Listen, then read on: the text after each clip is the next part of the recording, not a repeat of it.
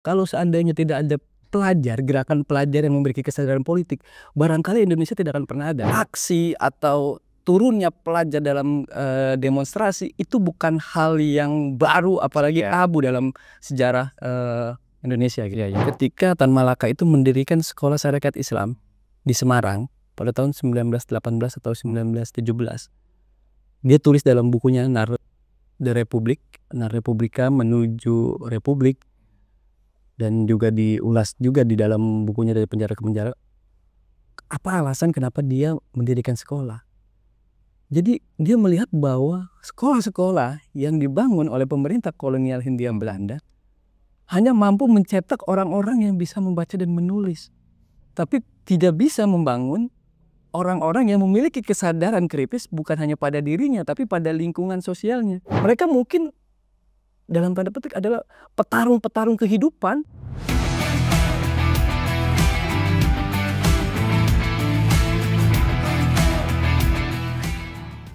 Selamat datang di Bengkel Video. Kali ini kita juga nggak syuting di luar karena situasi kalau kemarin panas, itu sekarang cuaca di luar itu sedang hujan. Jadi terpaksa kita syutingnya di dalam ruangan untuk menghindari atau mengantisipasi cuaca yang makin buruk di luar. Situasi cuaca yang makin buruk itu juga sama dengan situasi politik di tanah air kita. Nanti kita akan bahas bagaimana situasi politik, dan sebenarnya tidak hanya di Indonesia, di beberapa negara juga konflik atau demonstrasi, gelombang unjuk rasa juga terjadi di sejumlah negara. Dan banyak juga korban yang meninggal, dan menariknya gerakan atau gelombang unjuk rasa itu diinisiasi oleh para pelajar. Nah, di Bengkel Video kali ini kita kedatangan tamu spesial jauh-jauh dari, sebenarnya nggak jauh sih, negeri seberang, dari negeri Sebak. Ada Bang Jai Akbar. Ya, halo. Bang Jai ini adalah sejarawan Universitas Diponegoro, Undip, dan berkiprah cukup lama di dunia jurnalistik. Bang Jai akan cerita banyak bagaimana sebenarnya histori gerakan pelajar itu ya Bang Jai. Nah Bang Jai, saya akan mulai Bang Jai. Siap. Di mana sejarah kita ini punya riwayat yang panjang tentang gerakan pelajar. Nah Bang Jai mungkin bisa jelasin tuh Bang Jai. Oke. Sebelumnya terima kasih banyak Mas Tio udah mengundang saya di sini. Memang sebelum saya bicara sejarah ya, saya bicara dalam konteks current issue atau isu yang kekinian dulu ya. Dalam karir saya sebagai wartawan, saya mengamati bagaimana gerakan pelajar itu terlibat dalam aksi-aksi demonstrasi di jalanan, turun langsung ke jalanan. Yang pertama itu pada tahun 2019, kita tahu waktu itu ramai banget ya. Ada isu reformasi di korupsi. Terus kemudian bersamaan dengan KPK. Oh iya, betul, soal supervisi undang-undang KPK itu yang dianggap oleh sebagian besar koalisi masyarakat sipil atau mungkin seluruhnya ya, itu dianggap sebagai jalan untuk melemahkan kerja-kerja pemberantasan korupsi. Lalu kemudian pada tahun 2020 para pelajar juga turun kembali ke jalan berdemonstrasi untuk menolak rancangan Undang-Undang Cipta Kerja. Iya. Dan terakhir yang kita tahu, dalam aksi kemarin pelajar juga terlibat. Nah, apa yang saya amati sebetulnya bagaimana aparat kepolisian dan juga sebagian dari masyarakat merespons turunnya pelajar dalam aksi demonstrasi. Iya, ada stigma di situ ya? Ada, saya melihat ada semacam stigma. Yang pertama, kehadiran pelajar itu menjadi dalih dari aparat kepolisian untuk membubarkan massa. Itu yang terjadi pada tanggal 25 Agustus kemarin. Iya. Lalu kemudian tidak hanya di situ, ketika para pelajar itu ditangkap juga di-labeling secara negatif sebagai kelompok anarko. Ya, dituduh anarkis. Yang diasosiasikan sebagai bagian dari kelompok kekerasan, perusak, vandalis dan sebagainya. Iya. Nah, bagi saya labeling semacam itu bukan saja mendelegitimasi gerakan pelajar secara historis, tapi juga mendelegitimasi gerakan moral dari demonstrasi itu sendiri. Iya. Gitu loh. Jadi seolah-olah kalau pelajar datang dan hadir, ini jadi nggak murni gitu. Pelajar jadi seakan-akan dianggap sebagai beban gerakan atau bahkan yang lebih jauh dianggap sebagai penunggang gelap. Iya, iya. Padahal secara histori pelajar ini sebenarnya berkontribusi Iya. bahkan terhadap NKRI ini ya. Betul sekali. Dirinya NKRI ini ada gerakan pelajar. Secara ekstrim mungkin saya bisa bilang kalau seandainya tidak ada pelajar, gerakan pelajar yang memiliki kesadaran politik, barangkali Indonesia tidak akan pernah ada. Nggak pernah ada. Iya. Jadi gerakan pelajar itu bermula dari politik etis pemerintah Hindia Belanda pada tahun 1901. Ketika itu kita tahu salah satu dari politik etis itu adalah pendidikan. Iya, iya. Nah, akses pendidikan yang pada awalnya hanya bisa dinikmati oleh segelintir orang, golongan bangsawan priai dan anak-anak keturunan Eropa pada saat itu kemudian dibuka. Sebelum ada politik etis, pendidikan rakyat itu hanya pada level sekolah rakyat. Yeah. Nah, mereka cuma diajarin membaca, berhitung gitu, yang kemudian menjadi semacam pegawai-pegawai rendah di institusi-institusi kolonial. Staf bawah gitu ya. Jadi tukang catat gitu kira-kira. Nah, kemudian ada semangat baru yang disebut dengan politik etis itu, yang dikeluarkan oleh Ratu Belanda Wilhelmina pada saat itu soal tanggung jawab atau hutang budi. Hutang budi kita. Nah, secara kemudian dari politik etis itu kemudian kesadaran tentang kebangsaan itu pelan-pelan muncul. Kita tahu tahun 1908 itu tercetus apa yang disebut sebagai gerakan Budi Utomo. Nah, itu diinisiasi oleh pelajar di Stovia. Jadi boleh kita bilang itu kan yang sering kita peringati sebagai Hari Kebangkitan Nasional ya. Iya, itu muncul karena kesadaran kolektif. Kesadaran kolektif. Dari mereka sudah sadar bahwa ini harus kita berserikat, bersumpah. Wahidin Sudirohusodo. Ini muncul bahwa kita harus punya semacam satu kesadaran kebangsaan untuk melawan bersama, melawan. Nah, kemudian berkembang kesadaran itu muncul. Kemudian muncul pada generasi baru pada awal pertengahan abad ke-20 seperti Soekarno, Hatta, Syahrir dan lain-lain sebagainya. Itu menjadi gerakan yang lebih progresif, lebih terkonsolidasi. Strukturnya ada ya, jelas ya. Strukturnya ada. Meskipun waktu itu tantangannya juga luar biasa. Artinya waktu itu tidak ada media sosial, penyampaian messengernya untuk menyampaikan satu pesan ke orang satu ke orang yang lain kan begitu susah ya. Betul. Iya. Dan pada saat itu biasanya itu pelajar itu melakukan vergathering ya. Dalam pers kolonial itu biasanya mereka tidak menulis orasi-orasi itu dengan istilah protes, demonstrasi gitu, tapi dengan istilah vergathering atau perkumpulan. Ya, perkumpulan. Nah, kalau kita membaca situasi pada zaman itu ya, ada satu juga yang menarik. Soekarno misalkan dalam autobiografinya Penyambung Lidah Rakyat, itu dia menceritakan bahwa ketika dia usia 16 tahun, Pak Tio, dia sudah berani untuk melawan satu yang dia anggap itu satu sistem kolonial yang dia anggap salah dan keliru, dan ini tidak boleh diteruskan. Jadi pada saat itu dia sedang ikut satu kegiatan, mungkin kalau sekarang itu seperti ekstrakurikuler ya, namanya study club. Nah, biasanya di study club itu kalangan terdidik itu berbicara dan berpidato dalam bahasa Belanda gitu. Itu bahasa yang menjadi semacam bahasa dalam tanda kutip wajib di sekolah, bahasa wajib gitu.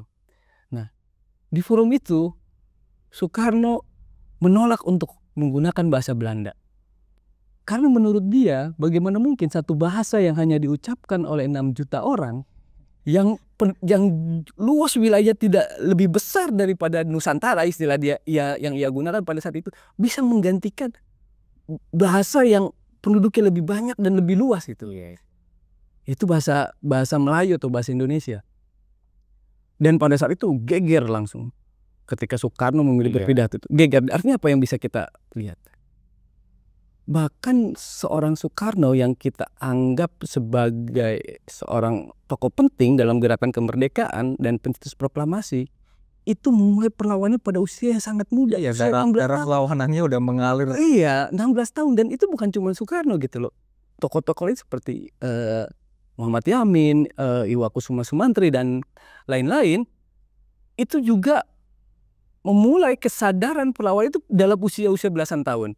Kita tahu ada satu peristiwa yang disebut sebagai Sumpah Pemuda pada tanggal 28 Oktober. Peristiwa yang terjadi pada saat Kongres Pemuda kedua pada saat itu. Nah, peristiwa Sumpah Pemuda itu kalau tidak ada pelajar dan mahasiswa Tidak akan pernah tidak akan pernah peristiwa terjadi itu. gitu loh. Kenapa? Karena Sumpah Pemuda ini diinisiasi pada saat itu oleh kelompok Perhimpunan Pelajar-Pelajar Indonesia yang di dalamnya tuh ada Yong Yafa, Yong Batak, Yong Selebe, Yong Ambon. Yong Ambon itu Leimena dan lain-lain gitu. Jadi bisa kita bayangkan gitu bagaimana sebetulnya embrio kesadaran nasional yang mengikat kita sebagai bangsa yang terhisap dan terjajah itu diawali dan inisiasi oleh pelajar, dan embrio kesadaran itulah yang kemudian bertumbuh dan berubah menjadi gerakan perlawanan gitu. Dan lalu saya tambah lagi sedikit, pasca kemerdekaan pelajar juga kembali turun ke jalan. Iya. Bukan hanya orasi kali ini, bahkan mengangkat senjata. Kita tahu ada tentara Pelajar. TRIP, Tentara Republik Indonesia Pelajar, ada tentara Jenny Pelajar. Tentara Jenny Pelajar ini ada anak-anak STM yang membantu tentara-tentara reguler kita untuk untuk seperti semacam membangun bunker, membangun jalan untuk di area-area medan-medan perang. Dan peran mereka itu kemudian diabadikan sebagai nama jalan tentara pelajar. Yang kita bisa lihat di mana-mana. Di mana-mana, di hampir di setiap kota selalu ada nama jalan tentara pelajar. Nah, lalu kemudian pelajar juga terlibat aktif dalam gerakan politik praktis. Ada Kesatuan Aksi Pelajar ketika menggulingkan Bung Karno tahun 1966. Lalu kemudian pada saat reformasi, pelajar, walaupun gerakan reformasi dimotori oleh mahasiswa, di berbagai daerah pelajar ikut turun. Jadi artinya apa? Artinya aksi atau turunnya pelajar dalam demonstrasi itu bukan hal yang baru, apalagi tabu dalam sejarah Indonesia gitu. Iya. Dan kita berangkat di situasi yang sebenarnya kita harusnya berterima kasih ya ke para pelajar ini ya, Bang Jaya. Nah, kemudian kalau misalnya kita bilang fase, Bang Jaya, ada fase di mana pelajar ini justru pelan-pelan gerakannya itu dalam tanda kutip agak dibekukan ya. Nah, itu masuk di fase tahun berapa, Bang Jaya? Ya, kita sempat mengalami itu kan? Iya, kita sempat mengalami itu. Aku kurang tahu tahun persis ya, tapi kira-kira waktu itu ada depolitisasi pelajar melalui dengan cara mengebiri gerakan-gerakan pelajar yang terafiliasi dengan partai politik. Nah, pada saat itu, pada saat era Bung Karno itu sangat biasa partai politik itu punya semacam organ underbow lah istilahnya, organisasi sayap di petani, buruh, dan juga termasuk pelajar. Nah, kemudian organisasi-organisasi itu kemudian difusi menjadi satu dengan apa yang disebut sebagai OSIS. OSIS itu. Jadi kira-kira OSIS itu ya bisa kita baca sebagai bagian dari upaya depolitisasi pelajar itu. Pada tahun baru kalau nggak salah 1970-an. Iya, itu di SMP, SMA, OSIS ya. Iya, dan bukan cuma pelajar ya. Partai politik kan juga difusi oleh Soeharto pada saat itu. Ya, mungkin kalau kita bisa berimajinasi, mungkin ada kekhawatiran mungkin ya di era Orde Baru bahwa gerakan pelajar ini sangat berbahaya. Iya. Jadi sangat berbahaya bagi kekuasaan. Tapi kalau bagi masyarakat sebenarnya gerakan pelajar ini berkontribusi ya. Artinya kita sebagai rakyat nih, kita sebagai golongan yang artinya menjadi kerap kali menjadi korban kekuasaan. Nah, gerakan pelajar ini justru membantu kita ya. Betul. Jadi begini, ini ya mungkin ini mumpung masih dalam suasana kemerdekaan ya, walaupun sudah bukan bulan Agustus ya. Belum sebulan tuh. Belum sebulan ya. Nah ini yang mungkin perlu juga saya sampaikan, bahwa ketika Soekarno, Hatta, Tan Malaka, dan semua tokoh-tokoh kebangsaan kita ingin mendeklarasikan apa yang disebut kemerdekaan. Itu kan pertanyaan paling besar, kenapa sih kita harus merdeka? Kenapa ingin merdeka? Iya. Gitu loh. Nah, banyak dari kita sebetulnya tidak memiliki mungkin kurang memiliki pengetahuan sejarah, sehingga kita sering dikaburkan dalam membaca realitas hari ini. Iya. Sebagai contoh misalnya, ketika pembukaan Undang-Undang Dasar kita menyebutkan bahwa kemerdekaan itu dimaksudkan untuk mencerdaskan kehidupan bangsa, kemudian mensejahterakan kesejahteraan umum, kita membayangkan bahwa pada zaman Hindia Belanda itu tidak ada sekolah. Kita membayangkan pada zaman Hindia Belanda itu ketika kita dijajah oleh Belanda, itu tidak ada pembangunan. Salah. Itu salah. Pada zaman Hindia Belanda sekolah didirikan. Bahkan sekolah-sekolah terbaik, sekolah hukum, sekolah kedokteran, sekolah teknik ITB yang Bung Karno sekolah di sana, itu didirikan. Lalu kemudian apakah tidak ada pembangunan? Pembangunan dicanangkan. Apa yang disebut sebagai jalan dendels, apa yang kita infrastruktur ada ya. Transportasi, jalur kereta api, pantura yang kita nikmati hari ini, Jakarta Bogor, itu adalah warisan-warisan dari pemerintah kolonial Hindia Belanda.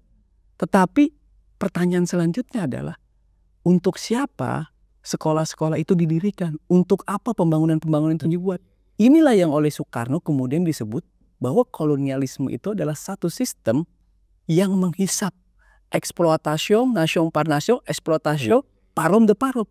Satu sistem yang satu bangsa merasa berhak untuk menghisap bangsa yang lain, atau satu manusia merasa berhak menghisap manusia yang lain. Jadi kalau kita hari ini merasa bahwa kita sudah punya sekolah, tugas kita hanya belajar, kita itu salah ya. Hari ini sudah membangun infrastruktur. Jangan lupa, Belanda membangun sistem infrastruktur transportasi kereta itu yang terbaik. Itu yang terbaik pada masanya. Dan itu bisa dibuktikan karena sampai sekarang barangnya masih ada. Tetapi untuk apa infrastruktur itu dibangun? Hanya untuk mengeksploitasi kekayaan sumber daya alam perkebunan pertanian Indonesia.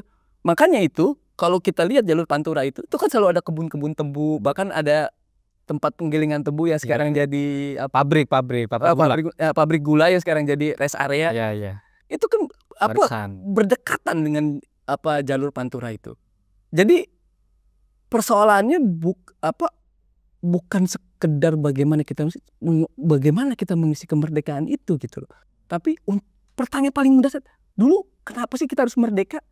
Jadi kita merdeka itu bukan sekedar untuk mengganti pemerintahan. Dan ini yang menarik juga adalah cerita percakapan ketika Soekarno mendengar percakapan di rumah Cokro Aminoto pada saat itu. Jadi Cokro, kemudian Alimin dan Musso berbicara soal apakah kita merdeka untuk sekedar mengganti pemerintah gitu. Enggak. Bukan sekedar mengganti dari orang kulit putih kemudian menjadi kepada kulit coklat bangsa sawo matang. Enggak. Kita enggak memusuhi Belanda dalam konteks rasnya gitu loh, tapi sistemnya itu, sistem kolonialnya itu gitu. Nah itu sih menurut yang penting dan perlu kita pahami, kenapa aksi-aksi demonstrasi yang melibatkan pelajar itu terus terjadi. Barangkali mereka merasa ada yang salah dengan kemerdekaan kita gitu loh. Oke. Satu lagi mungkin Bang Jaib yang perlu kita gali nih dari Bang Jaib. Situasi saat ini pelajar ini kerap kali, ya kita bukan menuding, tapi pada prakteknya kerap kali dianggap sebagai beban gerakan. Nah ini kalau dari pandangan Bang Jaib, apakah memang dalam situasi politik nasional, baik itu di era Orde Lama, Orde Baru, terus kemudian kita nyampe ke reformasi, ini gerakan-gerakan pelajar memang kerap kali ditunggangi ya? Atau kerap kali hanya dianggap sebagai beban gerakan, tapi sebenarnya mereka juga dipakai untuk kuantitas massa, untuk menciptakan gerakan yang masif segala macam. Nah ini kalau pandangan Bang Ting gimana? Ya kalau menurut saya itu sebetulnya mencerminkan kegagalan pendidikan kita. Kegagalan pendidikan Iya. kita. Kegagalan Pendidikan di politik, pendidikan secara pendidikan formal kita. secara formal. Iya, formal kita. Jadi pendidikan kita itu hanya menghasilkan orang-orang yang intelektual secara akademis. Itulah kenapa nilai ya yang paling Nilai. ya ini ketahuan ketika faktanya adalah orang-orang tua kita ya. Dulu kita kan sering ditanyain pasti berapa nilainya gitu. Berapa nilainya? Tapi bukan apa kompetensi ya. Ya, betul. Itu relate ya dengan situasi itu ya. Jadi satu cerita juga yang menarik dari sejarah itu adalah ketika Tan Malaka itu mendirikan sekolah syarikat Islam di Semarang pada tahun 1918 atau 1917. Dia tulis dalam bukunya Nar de Republik, Nar Republika menuju Republik, dan juga diulas juga di dalam bukunya Dari Penjara ke Penjara. Apa alasan kenapa dia mendirikan sekolah? Jadi dia melihat bahwa sekolah-sekolah yang dibangun oleh pemerintah kolonial Hindia Belanda hanya mampu mencetak orang-orang yang bisa membaca dan menulis, tapi tidak bisa membangun orang-orang yang memiliki kesadaran kritis bukan hanya pada dirinya tapi pada lingkungan sosialnya. Lingkungan sosial yang apa? Yang tadi itu yang sedang terpisah oleh kolonialisme itu. Nah, pada hari ini kemudian kita tahu bahwa gerakan pelajar itu dianggap sebagai beban. Padahal sebetulnya pelajar itu menurut saya itu bahan bakar utama dalam gerakan sosial. Iya. Bahan bakar utama gitu. Dengan istilahnya jiwa mereka yang berapi-api, semangat tanpa batas. Nah, betul. Gak tidur 3-4 hari siap ya kan. Itu sebetulnya adalah PR untuk kita merangkul mereka. Kita nggak perlu menunggu negara sebenarnya Pak Tio untuk istilahnya mengelola energi mereka yang luar biasa itu. Tapi kita sendiri sebetulnya bisa untuk memulai itu gitu. Artinya membentuk agar gerakan-gerakan mereka juga menjadi lebih efektif gitu loh. Menurutku istilah bahwa pelajar itu adalah beban, gerakan, kambing penunggang gelap, itu sebetulnya gampang ditunggangi. Itu sebetulnya cenderung lahir dari satu pikiran di mana kita itu tidak mau ikut bertanggung jawab gitu loh. Kita seolah-olah mencuci tangan kita gitu loh, bahwa untuk menerima kenyataan, menerima fakta sejarah bahwa mereka adalah bagian penting dari gerakan-gerakan perubahan sosial di Indonesia. Betul.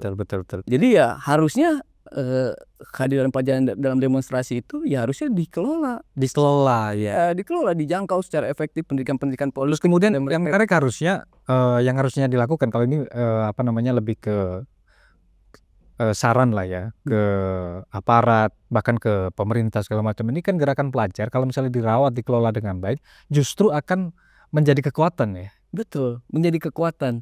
Tinggal bagaimana cara mengelolanya. Dan ini yang penting menurutku ya, yang harus dipahami juga oleh teman-teman di kepolisian itu.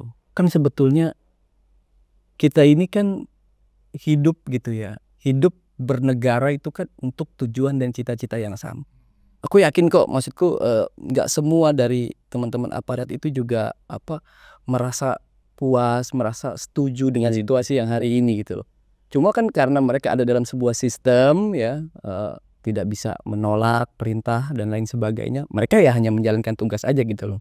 Nah, dalam konteks itu kita ini tuh pelajar, masyarakat sipil baik dan juga aparat-aparat menengah ke bawah, berpangkat menengah ke bawah, baik itu di lingkungan keamanan maupun di institusi pemerintah, birokrasi pemerintahan, itu sebetulnya menghadapi situasi yang sama, Pak Tio. Jadi menurut saya sebelum kita menuding mereka sebagai kelompok anarko, penumpang gelap dan lain-lain, kita bisa kok lebih dahulu memahami gitu loh situasi mereka, situasi lingkungan sosial mereka.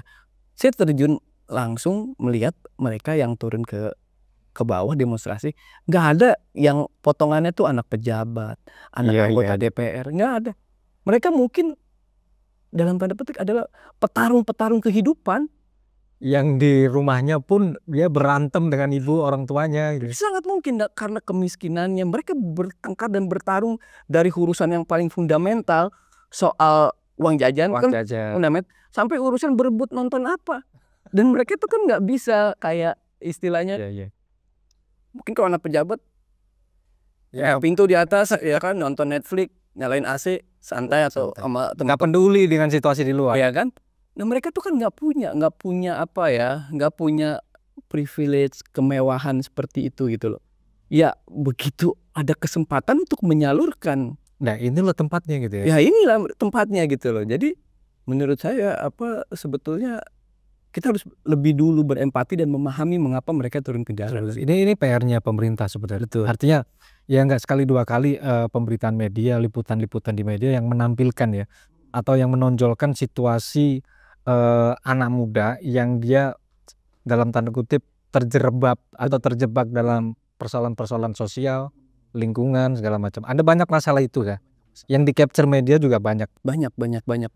Ya kalau ada keluhan soal guru honorer gajinya di bawah 500.000 3 bulan Pak Deo buat 500.000 guru ngaji di kampung, tukang ojek, buruh cuci.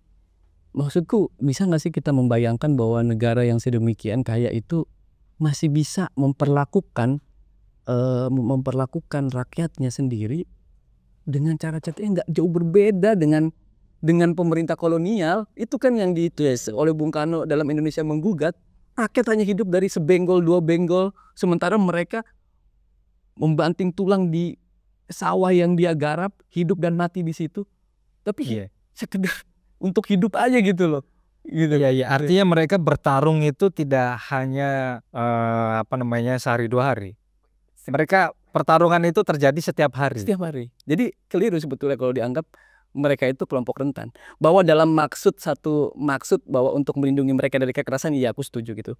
Tetapi seperti tadi aku bilang, mereka ini petarung kehidupan. Bayangkan kalau mungkin misalkan saya di tukar nasib lah, ada tayangan tukar nasib. Iya.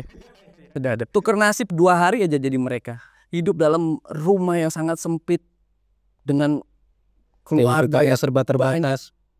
Mungkin saya nggak akan mampu gitu loh, dan saya nggak mau mengecilkan menganggap enteng mereka sebagai kelompok rentan dalam situasi itu gitu. Dan situasi ini Bang Jai mungkin akan lebih banyak tercapture di daerah-daerah yang ya kita bisa sebut miskin lah ya. Daerah-daerah yang ya kalau dibandingin Jakarta jauh lah. Jakarta ini mungkin masih lebih baik, tapi daerah-daerah pinggiran Jakarta ya kita nggak usah sebut jauh-jauh lah, Tangerang segala macam, itu masih banyak kan situasi di mana anak-anak ini bertarung, yang tadi Bang Jai sebut ini petarung kehidupan kan. Iya. Kita bisa capture itu kok banyak, dan akan banyak orang yang bercerita dan mengamini ini. Banyak dari mereka yang juga menjadi pekerja anak, dan negara diam aja kok, baik-baik aja. Dan itu jadi temuan teman-teman media juga kan. Iya, maksudnya kenapa ketika pelajar turun ke jalan dipersoalkan, dianggap karena mereka anak di bawah umur, tapi negara juga diam aja kok ngeliat anak-anak di bawah umur bekerja jadi pengamen, jadi apa, nah itu segala macam. Iya, yang di depan mata ya banyak ya pengamen. Iya gitu loh, artinya ada ambiguitas di perspektif di sini gitu. Dan menarik tuh kalau misalnya kita lihat di lampu merah juga ada ibu-ibu tuh atau bawa anaknya kan, tuh minta-minta segala macam. Itu kan jelas membawa anak, eksploitasi anak juga. Kenapa negara diam melihat seperti itu, aneh-aneh gitu, tidak menyantuni mereka gitu ya. Itu kan ya problem-problem ini yang harusnya diselesaikan sama negara. Iya, saya setuju bahwa itu ya artinya apa ya, kita penting dan perlu memiliki empati. Jadi kalau dibilang bahwa banyak pejabat kita itu tidak pintar, wakil rakyat itu tidak pintar, enggak, mereka itu pintar Pak Tio. Mereka itu pintar, mereka boleh berprofesi sebagai pelawak, sebagai artis, tapi kalau kita teliti lebih lanjut, tidak akan mungkin orang bisa bisa mendapat suara yang sedemikian banyak kalau mereka tidak punya kelihayan lapangan. Mereka itu pintar, tetapi sistem lah yang membuat mereka kemudian ya tidak bisa secara optimal memanfaatkan kepintarannya gitu loh. Ya, sistem pemilu, sistem politik kita ya. Iya, betul. Oke, Bengkel BDO, teman-teman Bengkel BDO, menarik sekali apa yang disampaikan Bang Jai Akbar, jauh-jauh di tengah cuaca yang buruk datang ke Bengkel BDO dan membawa satu narasi yang luar biasa. Kita banyak mengambil kesimpulan ya, bisa kita capture lah banyak hal yang bisa menjadi penyemangat dan wawasan lah, menambah wawasan kita terkait dengan gerakan pelajar di Indonesia. Teman-teman Bengkel Video, jangan lupa ikuti terus program-program yang ada di Video Project.